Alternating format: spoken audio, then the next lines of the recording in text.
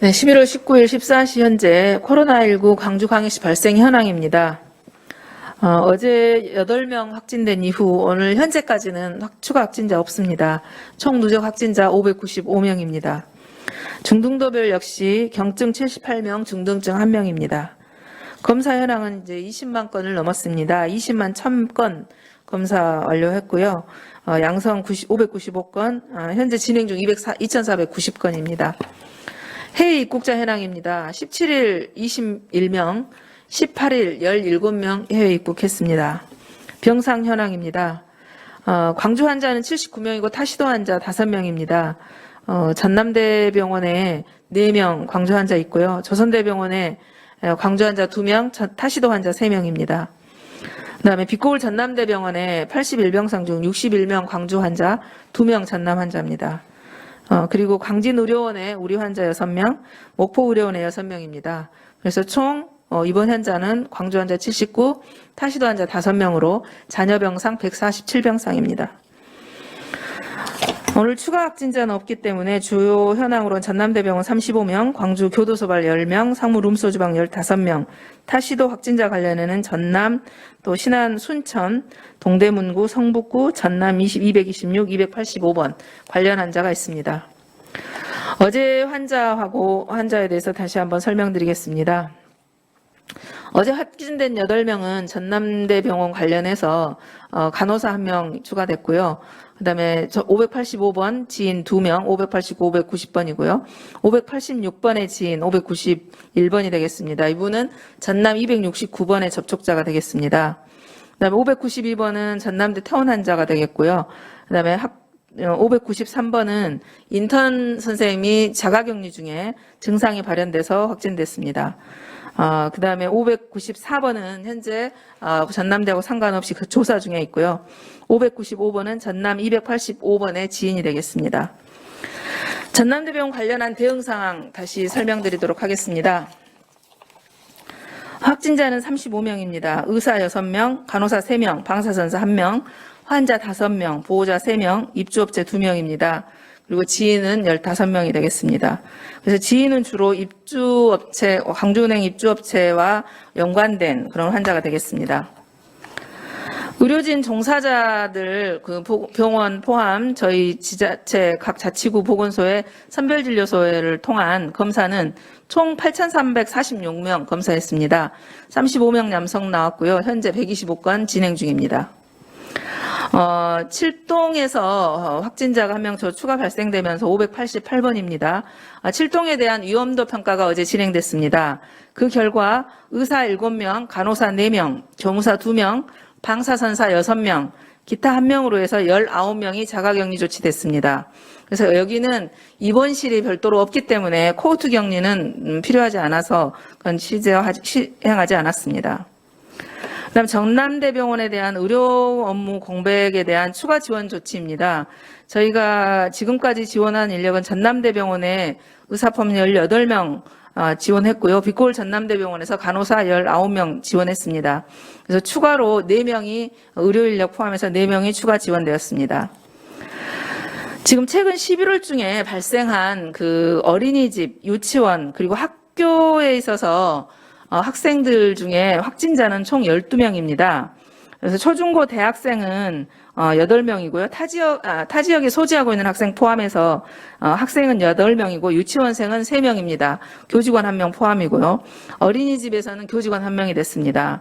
그래서 총 12명이 확진되었습니다만은 추가로 저희들이 추가 접촉자 전수조사를 통해서 단 1명의 추가 접촉자도 발생하지 않았습니다. 방역수칙을 잘 지켜주신 어린이집, 유치원, 각급 학교 학생들과 교직원 여러분께 감사 말씀드립니다. 그다음에 그럼에도 불구하고 우리 교직원들과 가족들 계속해서 모임이나 행사 참석, 외출을 자제해 주실 것을 다시 거듭 당부드립니다. 아울러 저희들이 이렇게 확진자가 발생하면은 확진자를 중심으로 추적 검사하는 것 이외에 무증상자에 대한 선제적 검사로 지금 시행하고 있는 요양원 등의 고위험 집단 시설에 대한 검사 현황입니다. 요양병원은 이미 기완료했다는 말씀 드렸고요. 요양원에 대해서는 207개소의 7,102명이 대상입니다. 그래서 그중 4,735명을 검사를 했고요. 4,154명 음성이고 현재 581명은 진행 중에 있습니다. 다음은 브리핑 사전 질문 답변 드리겠습니다. 오늘부터 거리두기 1.5단계 시행으로 다중이용시설 등 방역수칙이 강화됩니다. 이에 대한 단속이나 점검에서 공무원 인력 운영은 어떻게 이루어지고 있는지, 또 단속 기준에서 애매한 점들은 어떤 게 있는지 대책을 질문하셨습니다. 지금 저희들이 방역수칙 관련해서 지도점검은 자치구에서 행정조치할 권한을 가지고 있습니다. 그래서 저희 자치구 직원들과 그다음에 시, 그다음에 경찰청이 함께 공조를 해서 지도점검반을 유지하고 있습니다. 근데 이제 저희들이 그 방역 단계를 고지하면서 행정명령하면서 말씀드렸지만, 특히 마스크 관련이나 이런 것들은 즉각 과태료를 부과하는 것이 아니고 일단 좀 시정해 줄 것을 요구한 다음에 그래도 듣지 않았을 경우 부과하는 방식입니다. 그래서 가장 좀 유의해서 지켜주셔야 할 분들이 시설에 있는 시설주, 그다음에 이용하시는 이용자분들이 스스로 좀 지켜주시기를 많이 당부드렸습니다. 그래서 저희들이 그 인력으로는 한계가 있기 때문에 매일 매시간 지도 단속을 나갈 수는 없습니다. 그래서 가급적 시설주와 이용자분들께서 지켜주시기를 당부드리고 있고, 그다음에 저희들은 각 자치구의 계획 일정에 따라서 주기적인 그런 지도 점검을 나가고 있다는 말씀 드립니다.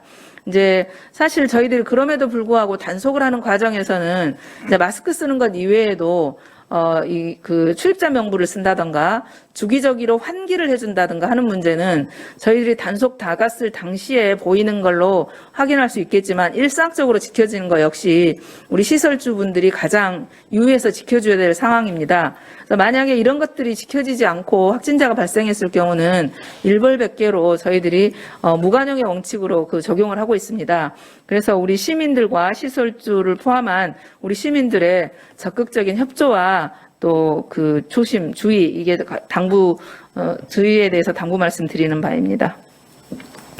그다음에 전남대병원에서 전반적으로 번진 이유를 뭐라고 보는지, 또 병원 내 전파가 이미 이루어졌던 상황에서 뒤늦게 확진자가 나온 이유는 무엇이었는지를 질문하셨습니다. 저희들이 지금 전남대병원에서 사실 이제 병동과 일동과 그다음에 처음에는 이제 신경외과 중심으로 됐었는데 다른 과에도 지금 추가 확진자가 발생을 했고, 근데 이제 다른 과의 추가 확진자 발생뿐만 아니라 퇴원 환자에게 확진자가 발생을 했기 때문에 저희들도 이미 퇴원하기 전에 전파가 있었을 것이라고 좀 추정을 하고 있습니다. 그래서 그 원인이나 이런 거는 무증상이 대부분이기 때문에 사실 맨 처음 발견되었던 신경외과 의사의 경우에도 본인 스스로 기침 증상이 있어서 그날 즉시 검사를 해서 확진이 된 거거든요.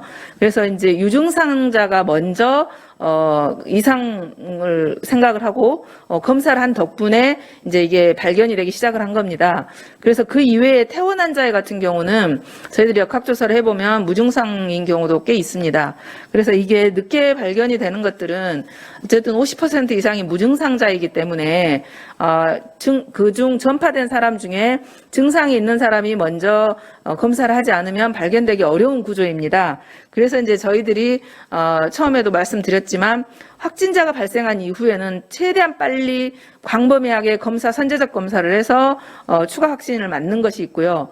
그 다음에 무증상의 경우에 대해서는 우리 광주 시민 모두에게 해주면 좋겠지만 그거는 좀 불가항력적입니다. 그래서 가장 위험한 상황에 빠질 수 있는 사람에 대해서 무증상 선제적 검사를 하는 겁니다.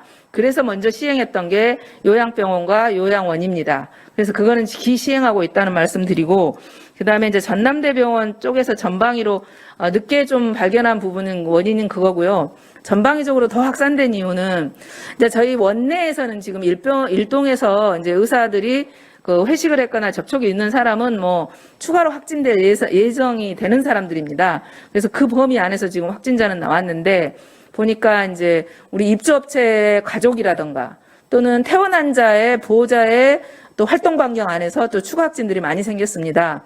그거는 우리 광주만의 문제가 아니라 전남에 있는 그 퇴원 환자의 경우도 주로 환자하고 보호자의 활동 반경 속에서 지금 2차, 3차로 해가지고 확진자가 나왔거든요. 그래서 이제 병원 내에서 일부 원인이 있었지만 이게 지역사회로 확산되면서 확산 그 숫자들이 좀 더 늘어난 것 같습니다. 그래서 현재 숫자로는 원내에서 이루어지는 숫자와 지역에서 현장에서 그 확진된 숫자가 거의 비슷한 양상입니다. 그래서 저희들이 지역 발생은 더 이상 되지 않도록 최대한 빨리 대응하도록 하겠습니다. 현재 확산된 상황이 방역 체계 안에서 관리할 수 있는 수준인지를 질문하셨습니다.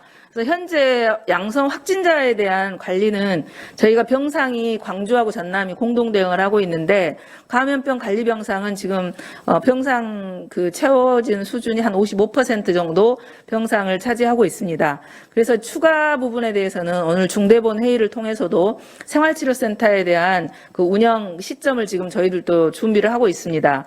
그래서 코로나 양성 환자, 확진 환자에 대해서 방역 시스템은 광주와 전남이 공동 대응하면서 지금 관리할 수 있는 범위 안에 있고요. 다만 이제 전남대학에서 생기는 의료 공백 부분을 이건 코로나 확진자보다는 일반 환자 부분에 대한 의료 공백을 어떻게 해결할 것인가가 또 하나의 저희 숙제인데요.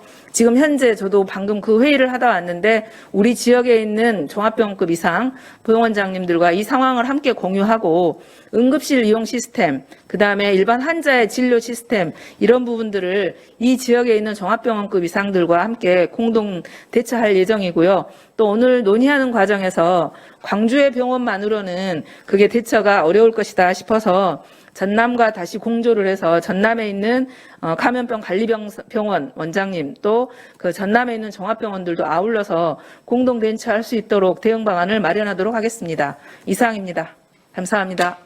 이상으로 기자회견을 모두 마치겠습니다.